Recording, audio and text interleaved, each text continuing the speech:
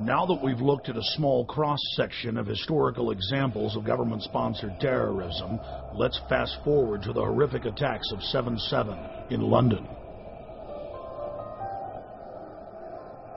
Prime Minister Tony Blair, leader of the Labour Party, was facing an uphill battle in parliamentary elections. National polls showed that his pro-war party was sure to lose. And then right on time, the bombings of 7/7 and 7/21 occurred. Within days of the London bombings, evidence began to emerge indicating Western intelligence agency involvement. I traveled to London from Austin, Texas, to personally investigate.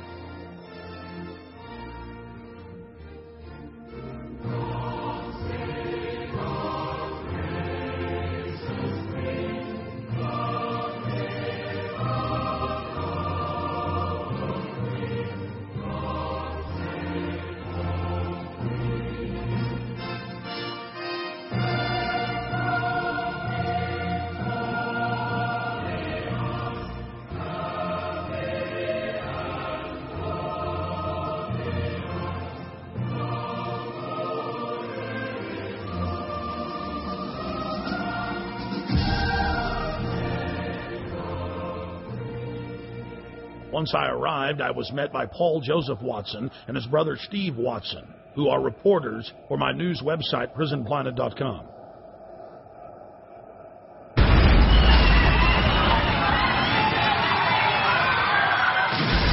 To understand the London bombings and who perpetrated them, we first need to look at 3/11/2004, the bombings in Madrid, Spain.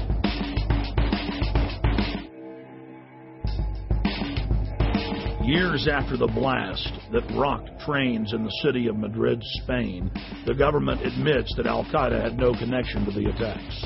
Every one of the supposed bombers had intimate links to the Spanish security services, including the head of their bomb squad. The alleged leader of the bombers, who reportedly gave dynamite to the terrorists, was connected to the Madrid bomb squad. And we see the exact same earmarks, the same M.O. in the London bombings that we witnessed in Madrid. On the morning of July 7th, 2005, 3 trains and a city bus were ripped to pieces when 4 military-grade explosive devices detonated. At 8:50 a.m., 3 explosive devices simultaneously detonated on 3 separate trains. Within minutes, eyewitnesses were reporting to the press that there had been multiple terror attacks, despite the fact that 3 train cars were burning wrecks strewn with dead and dying Londoners.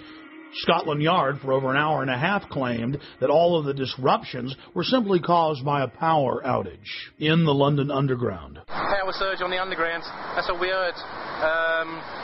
The bus was about an hour after the Underground, so that's when I think everybody knew that it wasn't what it was, you know. I think it was just an excuse, power surge, whatever. Why would they say that, though, knowing it wasn't? Trying to cover up, probably, you know what I mean? So there wasn't no panic and everybody sort of like just get on with everything, you know, so... Then, mysteriously, 50 minutes into the attack, the London Police Department orders the number 30 Hackney to Marble Arch bus to leave its normal route and to park at the corner of Woburn Square and Tavistock Place. At 9:47, a 4th bomb detonates, killing 13 civilians and injuring many others. Note, out of several hundred buses in service that morning, it's the only bus that the police take special control of and direct to Tavistock Square. I've been walking up and down this road, looking at the bus stops for a number 30. The bus stops have all the numbers of the buses on them individually. There's no number 30 on any of the bus stops. That's because the number 30 bus was specifically rerouted here on that day. To simplify it, there's no bus stop here. There's no number 30 bus stop here, no. Well, that was in the news, that it was specifically diverted here.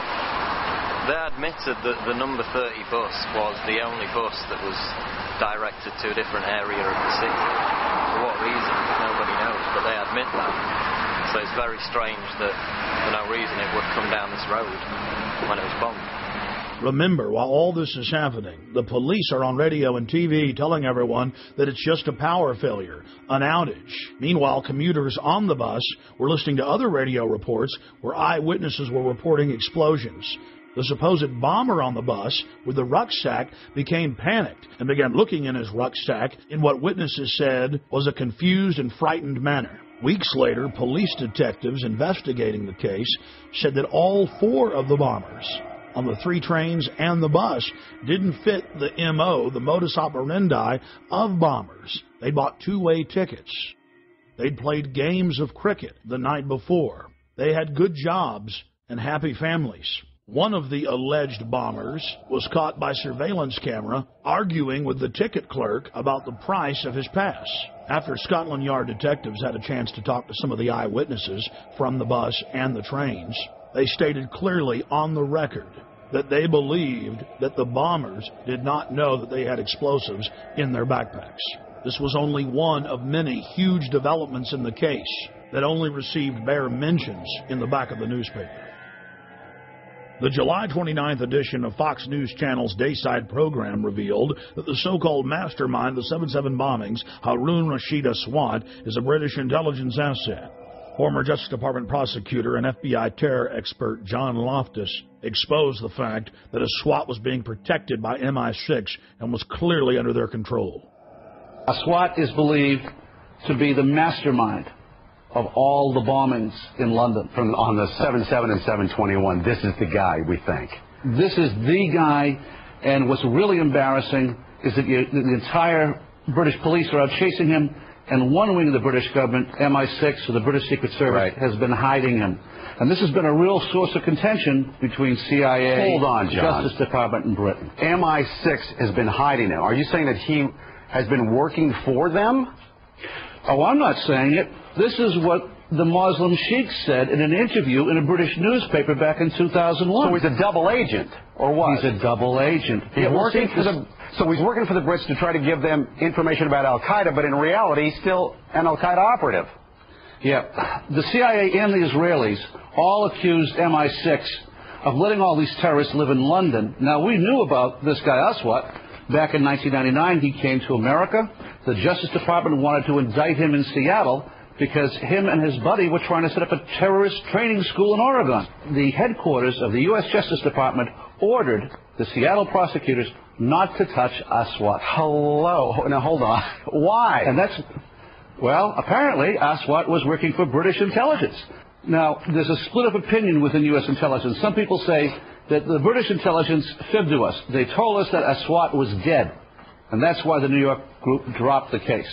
That's not what most of the Justice Department thinks. They think that it was just, again, covering up for this very publicly affiliated guy with al-Mujarrab. He was a British intelligence plant.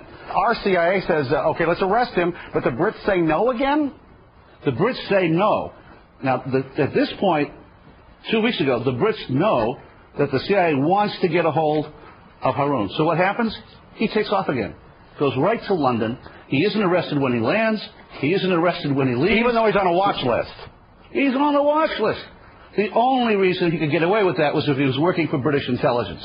He was a wanted man. And then takes off the day before the bombings, as I understand it? Yeah, and goes to Pakistan. The Pakistanis arrest him. They jail him. They jail him. He's released within 24 hours. In London, we spoke with David Shaler, a former MI5 agent who was convicted of breaking the Official Secrets Act and imprisoned for 6 months. With regard to 7/7, there's been a witness report now included in a local British newspaper called the Cambridge Evening News, in which somebody who was on one of the tube trains says that he didn't see a man with a rucksack. In fact, after the explosion, what he saw was metal pointing upward from the bottom of the carriage. That would indicate, of course, that the bomb was not carried onto the tube train, but was in fact attached underneath it. Now again, nobody in the British national press is following that up. Now I hope investigators and the police are.